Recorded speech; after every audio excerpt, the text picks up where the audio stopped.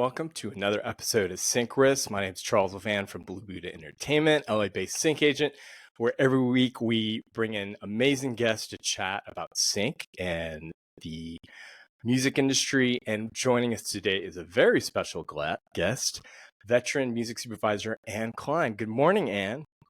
Morning, Charles. Thanks for having me. Thank you so much for joining us. We've worked together for a minute, and some of your amazing work over the years, shows like ER, Shameless, Jackie Brown, Animal Kingdom, to name a few. And just wanted off the top to say thank you, Ann, for your support of independent artists. You know, when Blue Buddha started in 2002, you always championed our independent artists. So thank you so much. Oh my gosh, thank you so much. We could never do it without help with sync agents like you, and especially since you were way at the forefront of this. It's like you showed up when we really needed you. So I am very grateful to you. Oh, thank you. It's well, here's to more and in the ever-changing landscape of the industry, but would love to unpack and hear how you first got into the industry. I know mid-90s you were at the Morrison Agency, and then Yeah. before heading up the music department at John Wells Productions. Oh yeah. I'm so old school that it was William Morris back then. So yeah, I started working at William Morris when I was in law school, and liked being in the music legal space. And then after I graduated, and it really seemed like find a career, it was not what I was doing. Was very legal and contracty, and you got the fun perks of music industry, like getting to see shows and meet artists and stuff like that. But the work itself was only legal, not at all creative. And when I was in law school, Jeff Light was one of our professors. He's a big music attorney, and he had started talking about music supervision, and how it was kind of a cool career for, people with a legal background. And small world, but a friend of mine from law school, Michelle Kuznetsky Silverman, took his advice and went straight into that direction. And so when I was looking for a career change, I went to work for her and Mary Ramos and Jennifer Piken. Well, Jennifer had just left, actually. So Mary and Michelle needed an assistant.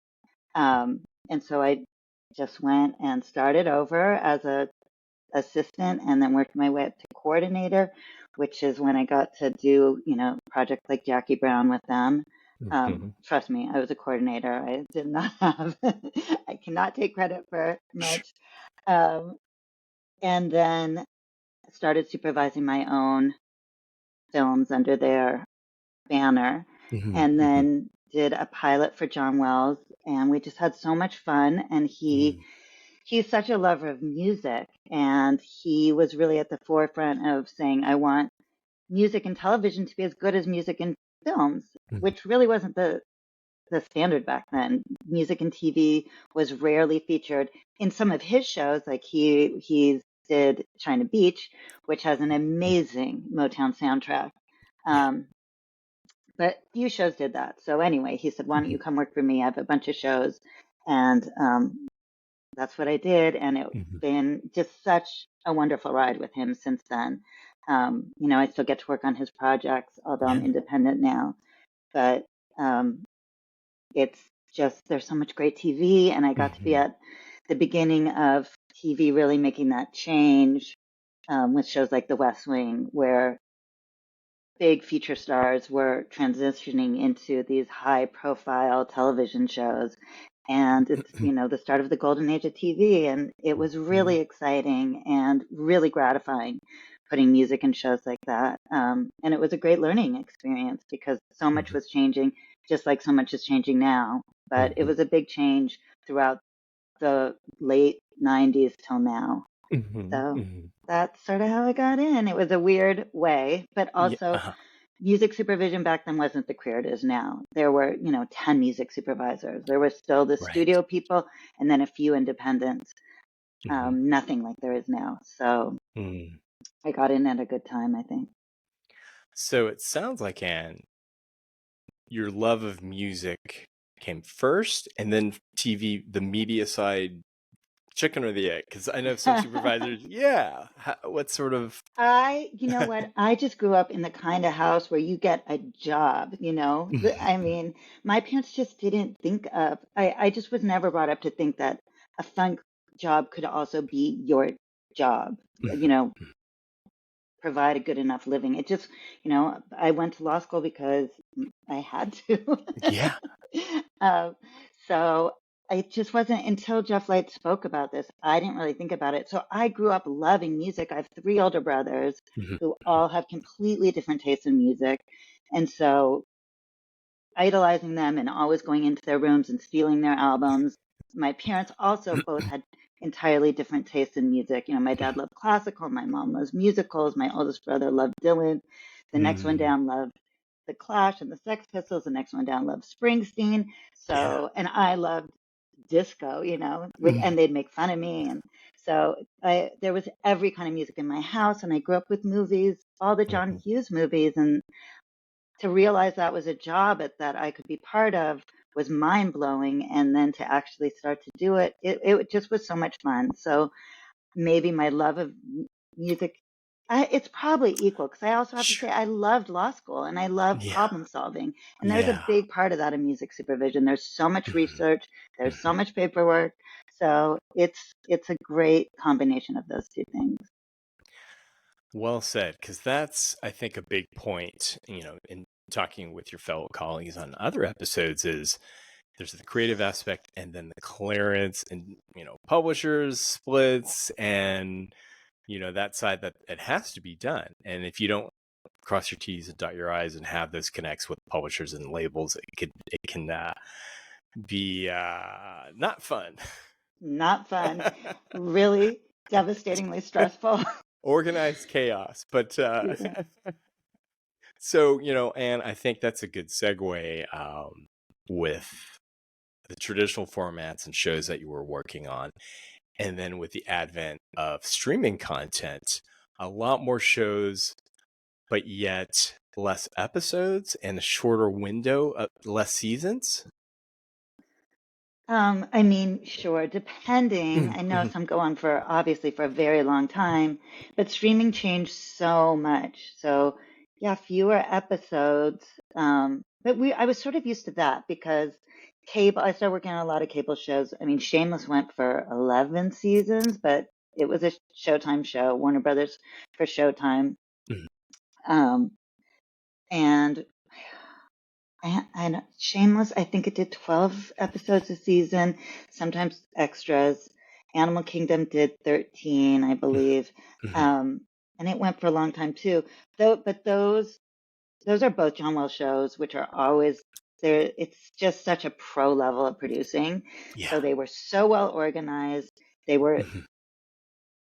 just they ran like what is it called? They ran like machine, whatever the thing is, Sure, like a sure. well-oiled Well, the machine. machine, yeah. So even though they were fewer episodes, the time frame of working on them was very well established, and we'd so many people worked on both shows that we would seamlessly go from one to the next Mhm. in throughout the year. Full on streaming shows are really difficult. You might be doing 8 or 10, 6 episodes. I start in pre-production. Mhm. I finish at the end of post-production. And so even though it's 8 episodes, I sometimes work for a year. Wow. And it affects you in many different ways. Mhm. It's sometimes having too much time is almost, and this happens in movies too, it's Mhm. almost a burden because something that everyone loves, Mhm. they get sick of. And then now that they've seen it 20 times, they're like, maybe we could beat that. Let's try to beat it, you know? Uh-huh. Or a song that seemed new and exciting now is ubiquitous and Mm. you don't want your show to feel old. So Right. there are those sort of hurdles. It's a big financial hurdle because you're working on something for the same fee per episode, but for a much longer time. Mhm. Mhm. Um, and because and I think this will all even out, but because there's so many of these so much content. A lot of the times your showrunners don't have the experience of a John Wells or David Shore, and so there's a big learning curve, and it's really hard for people to understand music budgets. It seems, Mm, especially with songs that people just love and have been out there forever, whether it's a Beatles song or a Stone mm, song, mm. you love it so much and it's part of American culture and you feel like a sort of like like it should be yours and you want to quote it in dialogue Right, and you right. can't believe that it costs $60,000 Mhm, and your entire budget for the season is $60,000. So, mhm, you're sort of teaching people about things like that. And mhm, so that's difficult.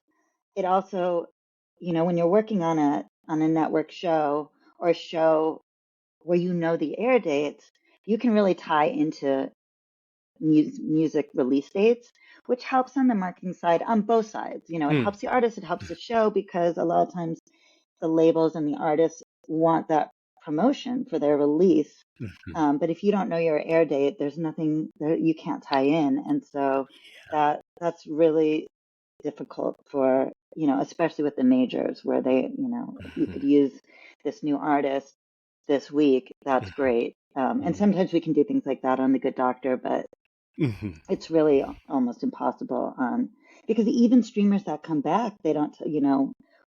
I work on Reacher, and they just announced their air dates, and we've been finished with season 2 for a year. Mm. That's it. So that's Yeah. one of the big problems, hurdles, new Ye- exciting challenges with streamers.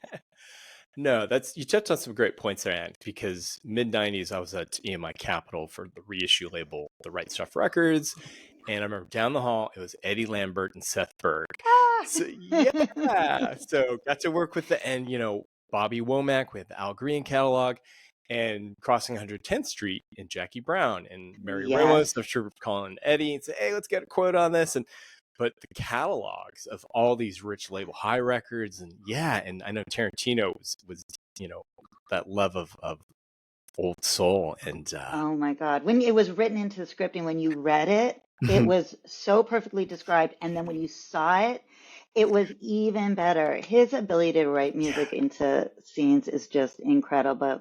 But yeah, that is one of the best uses of all time. But yeah, catalog fees. So I've done so many period shows. Like, I mean, one of my biggest dreams, watch what you wish for, but I live in Laurel Canyon. I love the 60s. I love that whole genre and the fashion, everything. And it was so fun to work on the show Aquarius, which was a dream to work on. I mean, the producers, the writers, everyone was incredible on it. But that music is so expensive. Catalog music for, I worked on the Goldbergs. I've worked on so many different Schooled, which was the nine. I've done so many. It's just catalog music is very expensive, and it's very expensive for a really good reason.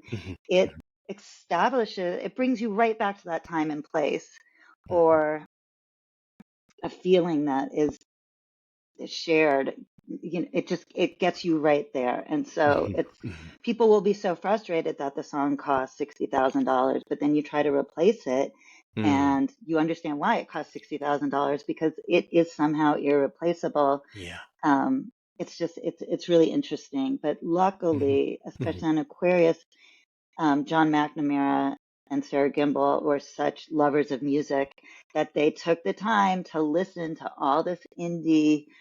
rock from the time, and there still are. There's still as many indie labels out there that will offer you great prices and that are so fun to work with. Yeah. However, those masters aren't cleaned up and redigitized, so it's hard to if you're going to go to a Universal, you're going to get a remastered, pristine, or as best as they can get it. Whereas if you're going to Tough City, it's the coolest song, but you got to be cool with it sounding a little dirty. Yes, yes. So is it still safe to be true certain evergreen artists still to this day, I think it was Tom Petty or even Neil Young, it's in their estate plan that says I don't want my music synced to picture or using this type of medium. Certain artists, So, correct? well, Neil Young just sold his catalog to Hypnosis, so Okay. that's a whole new world. So that's going to be exciting. And he did. Yeah. I worked on a movie. I mean, I've used Neil Young a bunch actually, Okay. and Okay.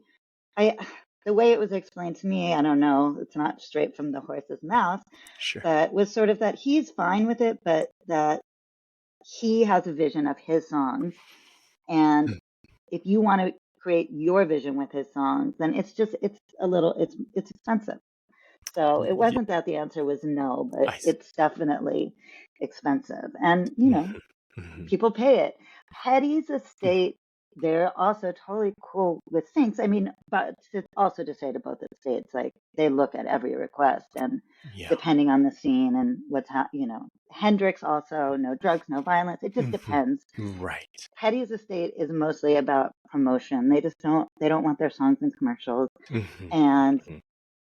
they don't even want their, so if a song plays in a scene, um, in a show and you license it for that, you if that scene is used to promote the show, you try to get those rights. Not more and more people are saying we're not going to grant you those rights. A lot of artists say no to that.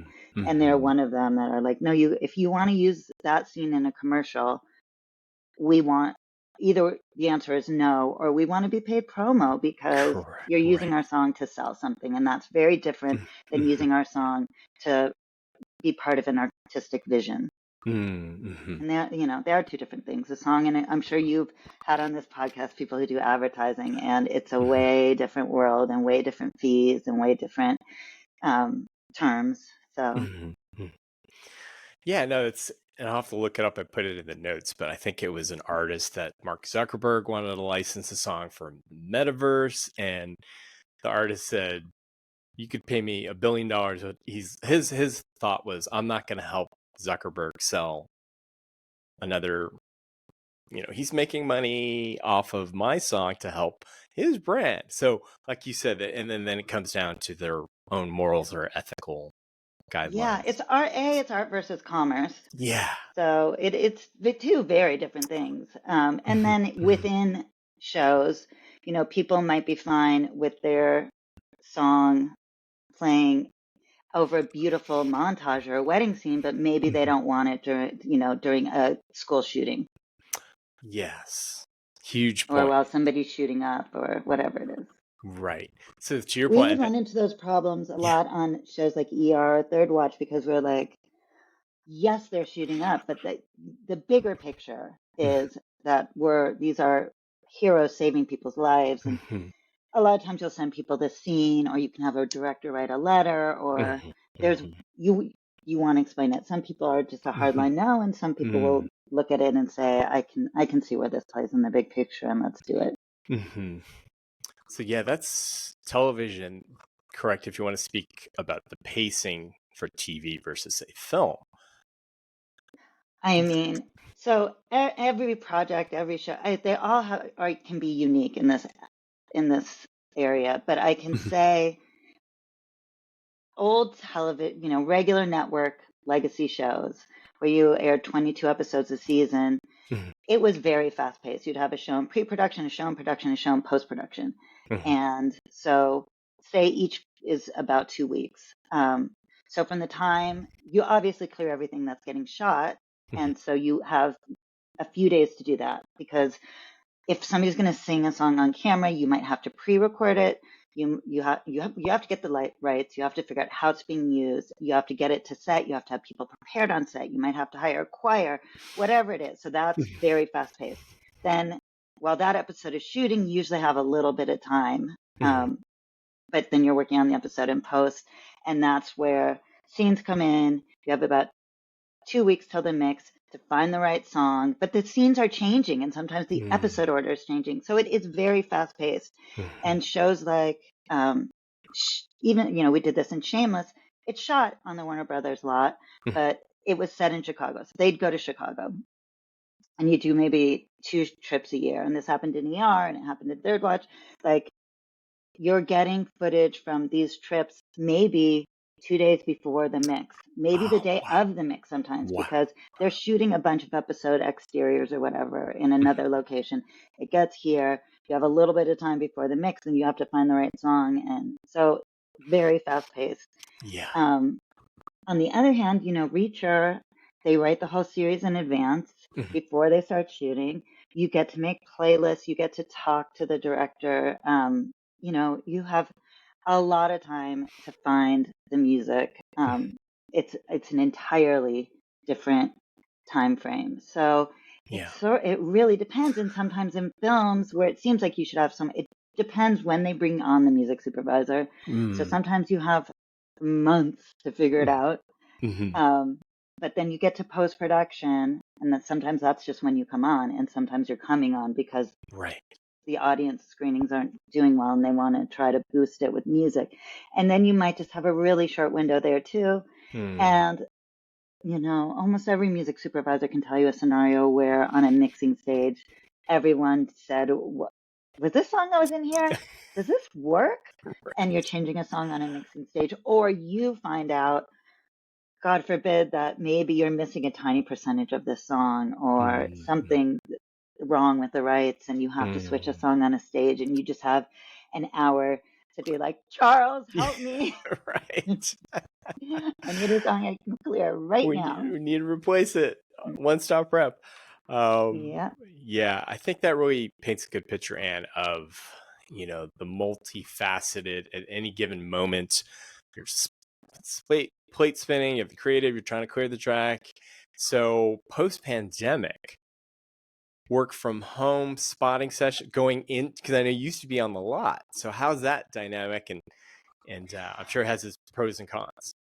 Yeah, I thought it's amazing Uh, especially when I worked exclusively for John, it was amazing having my office right next to the edit bays for ER Third Watch in the West Wing, because as soon as there's a mm, problem or anything that anyone, whether it's a director in post production, a producer, an editor, just coming down the hall and saying, "Come look at this," yeah. it was incredible. It's because if I'm not right there, and we're all this way, I think I'm trying to learn how to deal with music coordinators this way too, because sometimes you're like, I'll just fix it myself. And the editor will pull from their own library. And that can cause so many problems. Mm, mm, Um, so that's incredible, mm, being right there. And as much as it is lovely to work from home and make your own schedule and be able to, you know, throw a load of laundry in while you're working on a scene, I love the in-person connection. So yeah. on a spotting session, even though we're on Zoom now, sometimes people talk over each other and Mm, everyone just, mm, mm, it's not the same connection. yeah. And even even I love it sitting and editing when the show is coming together, because if a director or producer is talking to the editor and Mm, I'm just a fly on the wall, I have a much better idea of why they're changing the scene or why they're cutting it that way, because mm, there's not enough tension. The pacing's too slow. The, how there's just no chemistry between these characters. What can you do? And like sometimes there's a lot I can do. yeah. So in terms of that, instead of finding a bluesy, gritty song for the bar, maybe I need to find a dark, sexy song for this bar where that's not what you would think when you're reading the script. But Mm, now that these mm, characters don't have chemistry, that's what you need. yeah. So it's things like that. But if if no one's really thinking about it that way, and the editor says to his assistant, call Ann and tell her I need a song for this gritty bar, Mm, it's going to get lost in translation, and we're going to it's yes. just like it's so nice to be there in person, because it's just Yeah. you in the room, people are just you're just having a discussion about what you like Right. and what you don't like and what's working and what's not. It's Mhm, just better. mhm, mhm. So as much as I don't miss driving and I don't miss parking and I don't miss Right. rushing when I'm like, all those things, I do Yeah. miss the in-person connection. In-person connection and the collaborative, because between yourself and say like Jen Pikin, pick up, talking through replacing a song over the phone versus on email, back and forth 10 emails, and things get lost. Like you said, it's detective work a lot of times. Yeah. And Mhm, Jen mhm. and I are working together right now, and we have so much fun, and we send songs back and forth, but every now Yeah, and then we're like, let's hang out so we can just play some things and, right. Work it through. Because, yeah, and I think just to thread that needle and before the next topic is, like you said, music becomes the third character in a scene. Like you said, if the acting's flat, or like you said, or the director or showrunner, let's create more tension because there's no connection between the actors. So then that piece of music is critical to the end product. yeah, all of it. And Mm. then, and a picture editor will say, like, I'm going to do these jump cuts so I can find a song that hits in those fun. There's just so much in that collaboration. Mm-hmm. That's reminds me of having, I think it was Jen had crafted for her masterclass the 3 C's, I think: clearance, collaboration, and creative. But hats off to what you guys do on a daily basis, because when I started out in 2002, now I can only imagine you're getting music from around the globe, labels, publishers, indie reps, artists themselves. So navigating, I'm sure you're risk averse, you prefer work through a sync agent. That way you're not getting bombarded by independent artists, and it could be a risk if you pitch their stuff and take their word. Oh, I know.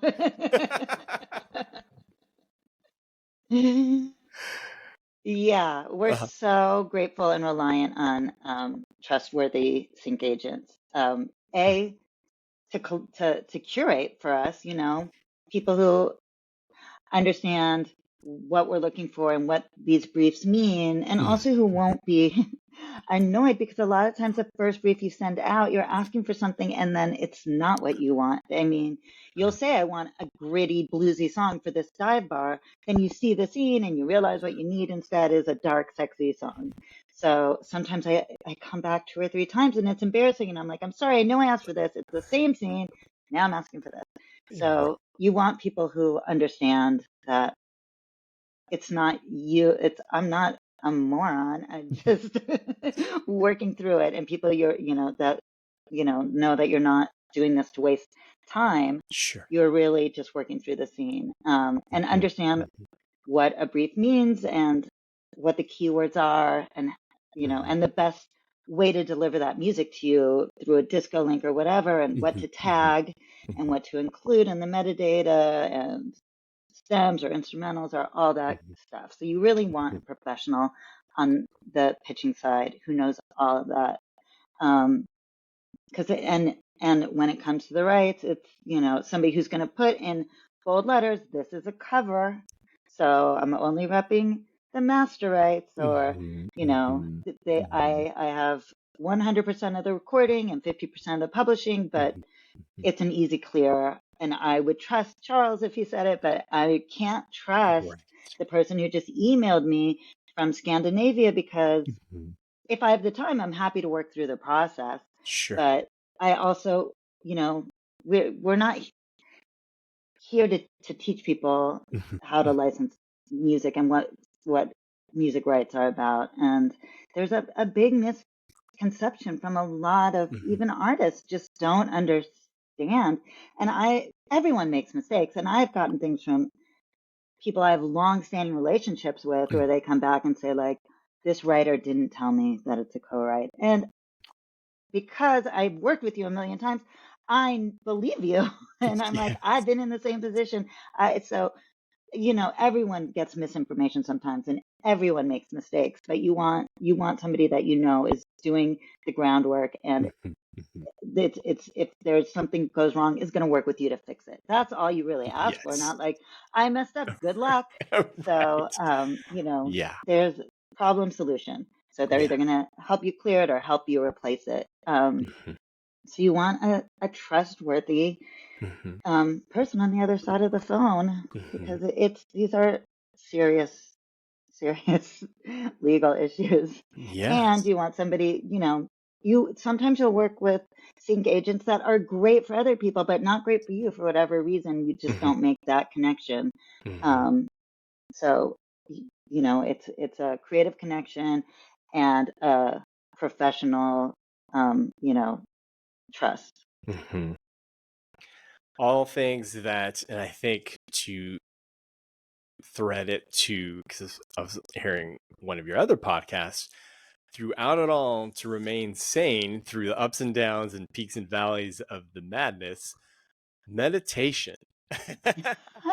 Yeah. So when did you, yeah, how long have you been, because I share that with you as well.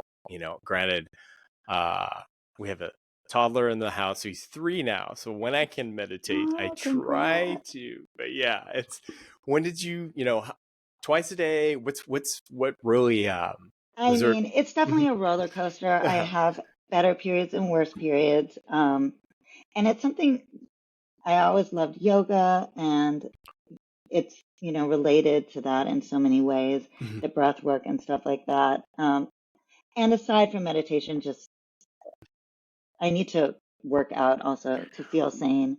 Mhm. Um, so, I'd been doing it off and on, but Mhm. this story I was talking about on that podcast was I want to say I was working on like 5 or 6 projects.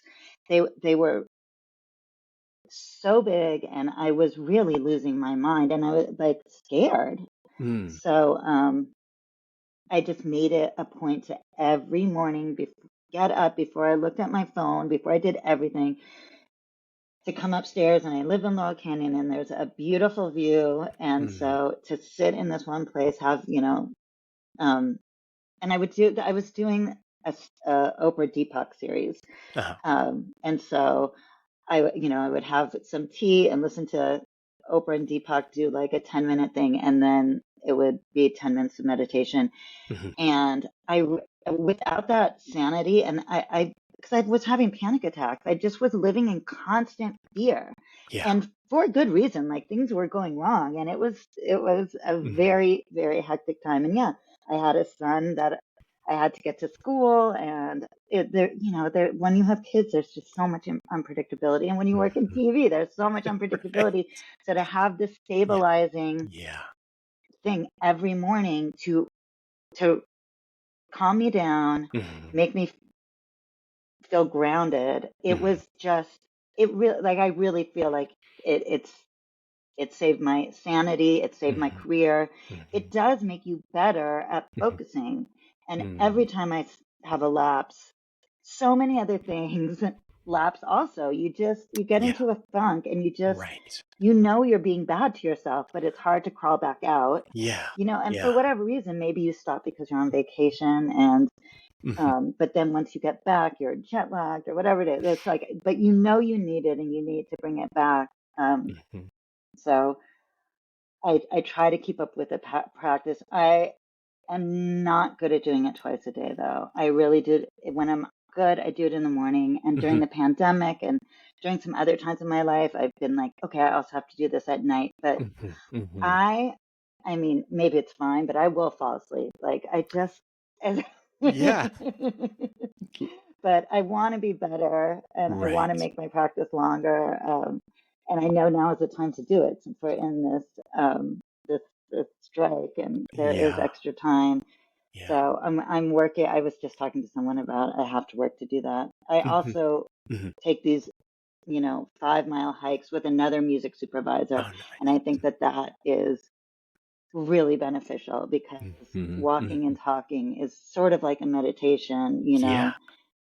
It really helps clear your mind and calm your crazy head. Yes. No, it's, as you were sort of breaking things down, I would agree, because when we both started in the industry, you know, now everywhere we go, we have our mini computer and our cell phone. So, and it's that, you go to a lunch with a colleague or supervisor, and they're like, I'm like, what's going on? They're looking at their phone, and our ability to unplug is critical for our sanity. And I found what helps me, Ann, is like you said, is if it's becomes part of your set routine, what time you meditate.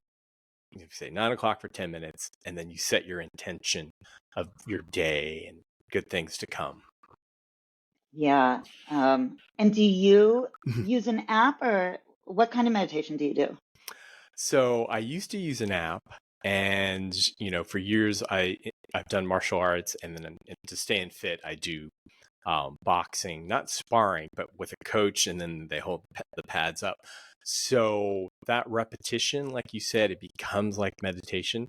So I just solely focus on the breath, on my breath work, and if I'm in a good day, I can do it longer than 20 minutes, but it's because, like you said, then your thoughts start to wander.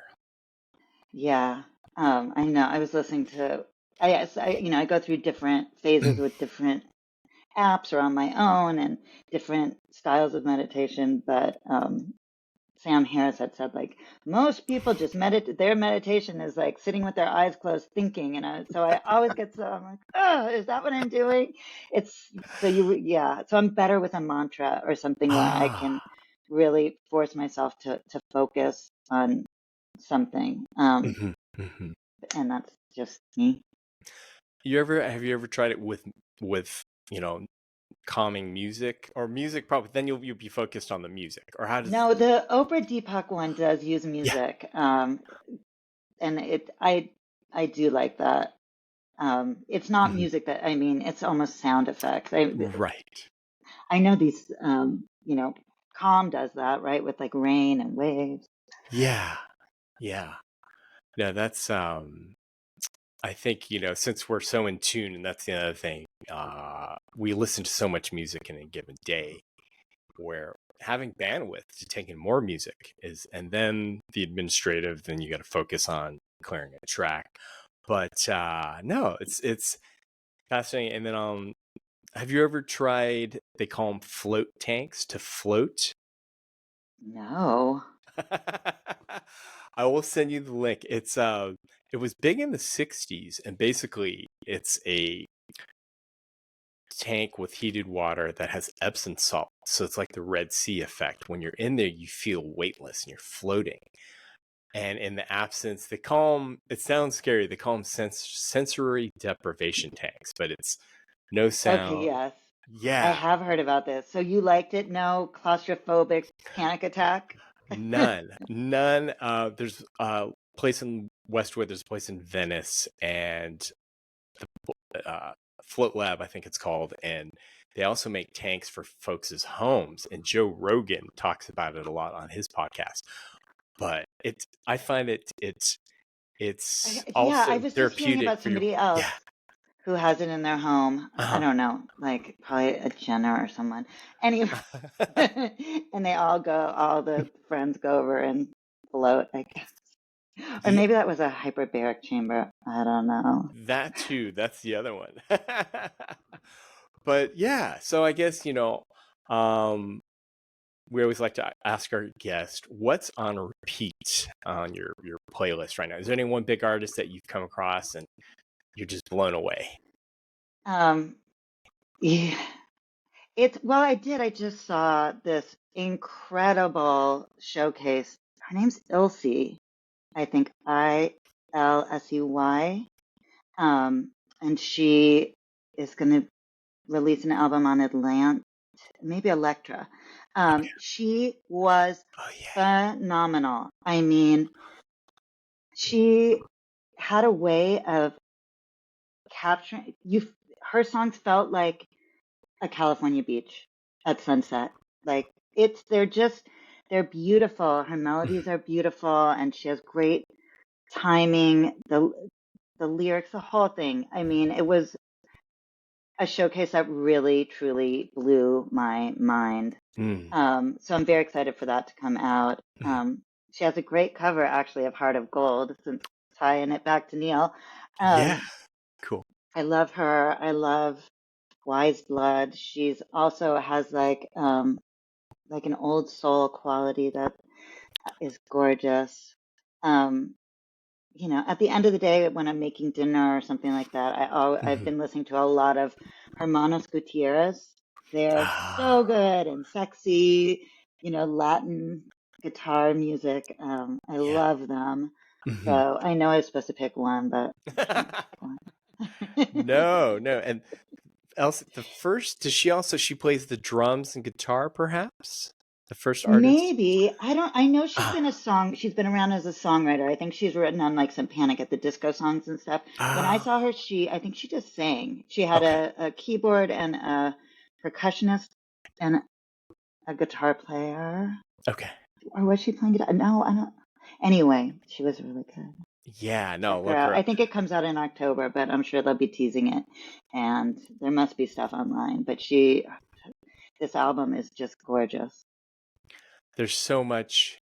Back when I was working with in 2012, I was working with Joe Rangel, and he was working with Bjorg's label, One Little Indian, and I can never pronounce Asgir. I think he's from Sweden or Scandinavia. Asegir. Yes. Yeah, and he Yeah. recently just did a duet with a French artist, Clou, I think Clous, and she sings in French, and then he's singing in English. But some of the Scandinavian acts out there, I mean, Yeah. no. They have like this ethereal quality that's just amazing. Well, let's share each other's playlists with each Yes, other. we shall. We shall. No, and that's what's, sharing the music and our love of music every day of being able to work in this industry.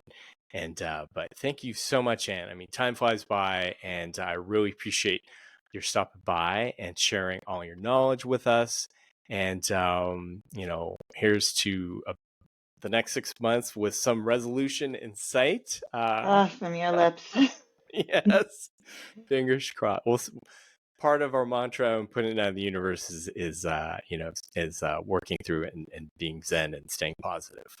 Absolutely. And thank you for having me and truly for all your help all these decades of Oh, making my life easier and making our shows better. I truly appreciate it. thank you, Ann. Thank you, Ann. Really means a lot. And with that, we'll catch everybody on the other side. Thank you for tuning in, and namaste, and smash that like button. And thanks again so much to Ann Kline. Go.